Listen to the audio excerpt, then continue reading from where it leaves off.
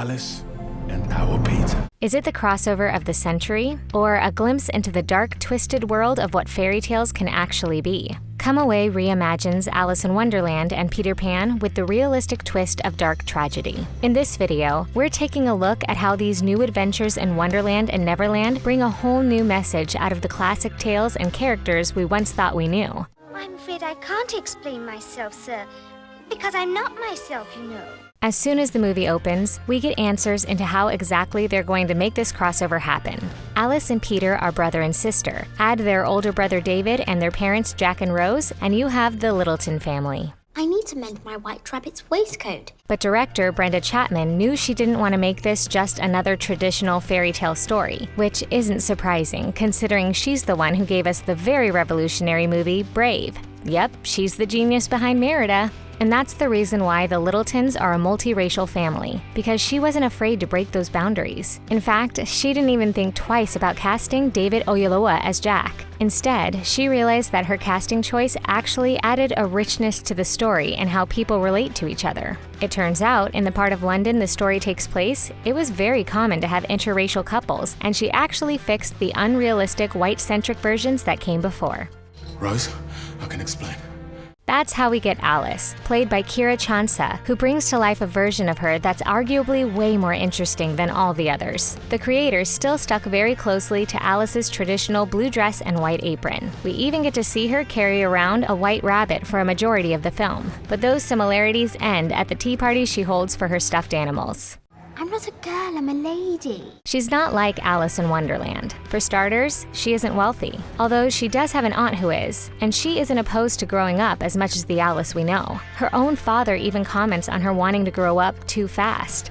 If only she knew what becoming an adult actually meant, am I right?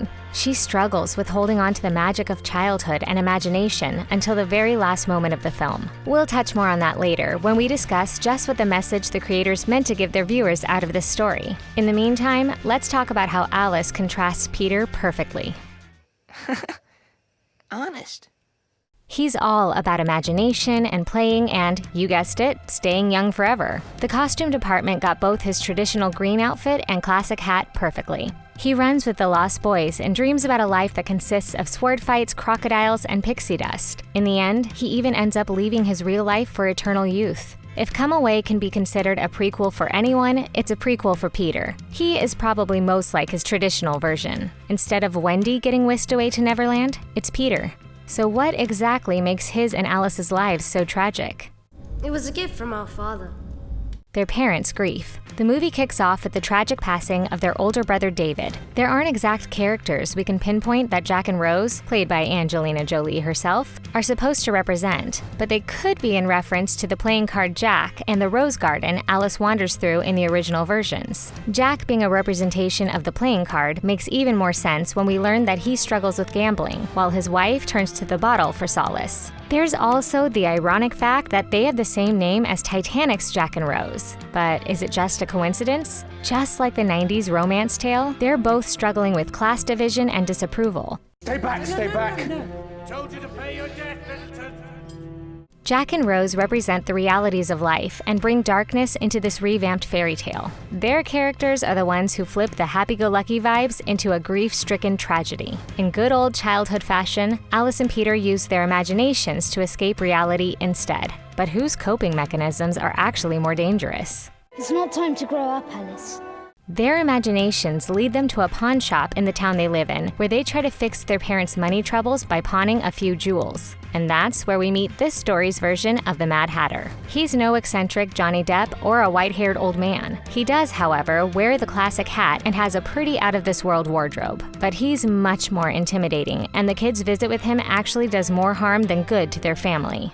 Your hair wants cutting. However, not all the takes on the classic characters were depressing and tainted. We also get a glimpse of everyone's favorite fairy Tinkerbell. Well, kind of. It looks like she's leaving. She's not the, let's face it, the spoiled fairy we know. Instead, Rose gives her daughter Alice a bell made by a tinker. She tells her the story of how everyone is born with a fairy just for them, and this bell was hers. When her mother leaves, she whispers, Tinkerbell, it's wonderful to meet you. We never actually see her come to life with her classic green dress and matching adorable slippers, but later on in the film, we see the bell turn to sparkling dust and fly off with Peter as he makes his way to Neverland. Her Royal Majesty, the Queen of Hearts! There's no dramatic, abnormal-looking queen singing Off With Your Head and Come Away, but the Red Queen does make an appearance in Alice's imagination. We even get a reference to her when Alice plays with her playing cards. Arguably, though, the Red Queen might mean something a little more to Alice, almost like an intrusion of the darkness that surrounds her everyday life. So, if Alice and Peter see the characters in their everyday life, what do we see of Neverland and Wonderland? Truth is, not much. Catch me if you can. For Neverland, we do get to see lost boys, pirate ships, crocodiles, and sword fights with Captain James Hook, but that's almost as far as it goes. In all other terms, Neverland and Come Away has the same rules as Neverland in the regular Peter Pan. You never age, all fun, and no work. This is another place, however, where the lines blur between Peter and Alice in Wonderland, because Alice might just be the Wendy of this Peter Pan story. We see that the movie is actually Alice telling her children the story of her brother who escaped to Neverland, which is extremely similar to the Peter Pan sequel where Wendy shares her childhood story. What do you think? Is Alice meant to be Wendy as well? But Peter, how do we get to Neverland? Fly, of course. Fly? In terms of Wonderland, there isn't much to tell. Alice still falls down the iconic rabbit hole, but like Neverland, Wonderland exists in Alice's mind. There's even a scene where Alice drinks the bottle labeled "Drink Me," and things around her start to change in size. But in Come Away, the audience doesn't see it as a magical potion, because we realize the bottle she drank belonged to her mother. Dark, we know. Tastes like cherry tart. So, what was the point in bringing this dark fairy tale mashup to life? Both Alice in Wonderland and Peter Pan are stories about coming of age, learning to let go of your innocence in the most childlike fashion, imagination. But things don't end the same way in Come Away. Alice may succumb to the trials of adulthood, but Peter escapes to a world of eternal childhood. The similarities in the story could be the reason why these two specific stories were used for the movie, to show how different people deal with grief and the lessons that can be learned from life's tragedies. I just haven't been myself since I just wanted to hold on to him just a little longer. Everyone loves a good fairy tale, but for some reason, Come Away didn't receive the same praise a movie like Frozen or even Brave would have. A lot of viewers felt like the traditional fairy tales didn't need to be touched, and that mixing them together didn't leave enough room to explore them both. If it wasn't obvious, the movie wasn't meant for children, with a lot of the content being pretty mature. Instead, it takes a look at the tragedy of life from a child's point of view. He's going to pay, and I know how to.